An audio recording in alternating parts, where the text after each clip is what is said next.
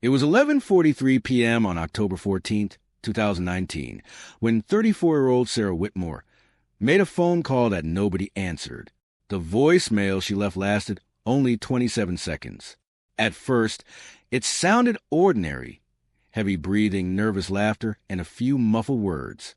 Then came a chilling statement: "If anything happens to me, you'll know who did it." Less than 12 hours later, Sarah was found dead inside her home. There were no signs of forced entry, no murder weapon, and no witnesses. The only clue investigators had was that mysterious voicemail. Sarah appeared to live a normal and successful life. She worked as a healthcare project manager, volunteered in her community, and maintained close relationships with friends and family. However, detectives soon learned that several people in her life had reasons to resent her. Her former fiancé, Daniel Mercer, still communicated with her regularly despite their breakup. Her co-worker and close friend, Emily Carter, had recently become distant after workplace tensions. A quiet neighbor named Michael Reeves also seemed unusually interested in Sarah's daily routine.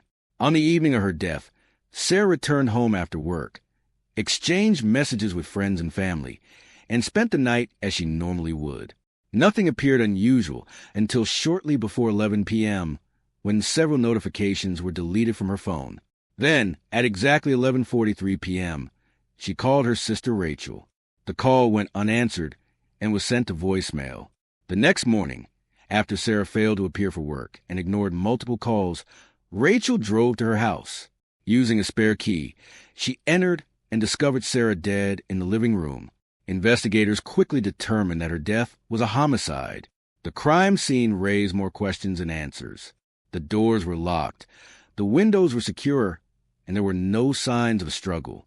Detectives believed the killer had either been invited inside or possessed a key. Their first suspect was Daniel Mercer. As Sarah's former fiancé, he immediately attracted attention.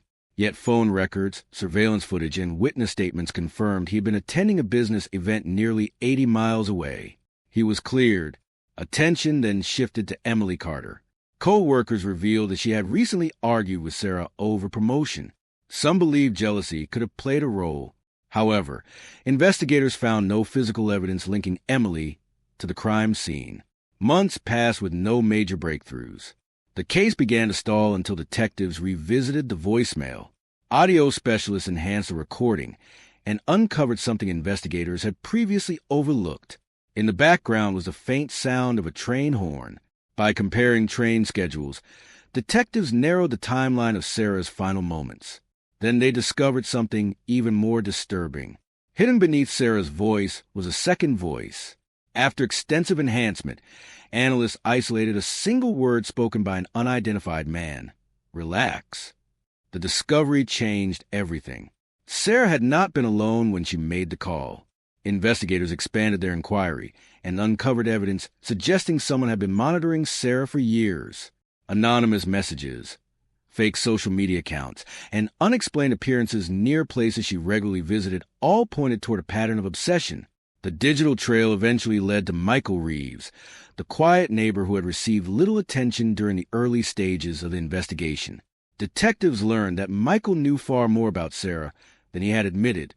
Witnesses reported seeing him watching her home and appearing wherever she happened to be. When questioned, he denied any unusual interest and insisted they barely knew each other. However, forensic analysts soon made a critical discovery. A partial fingerprint recovered from Sarah's kitchen matched Michael Reeves.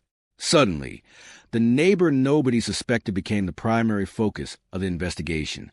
Detectives now believed they were closing in on Sarah's killer. Yet one mystery remained. What exactly happened during those final 27 seconds before her death? And would the voicemail reveal the truth hidden within its haunting recording?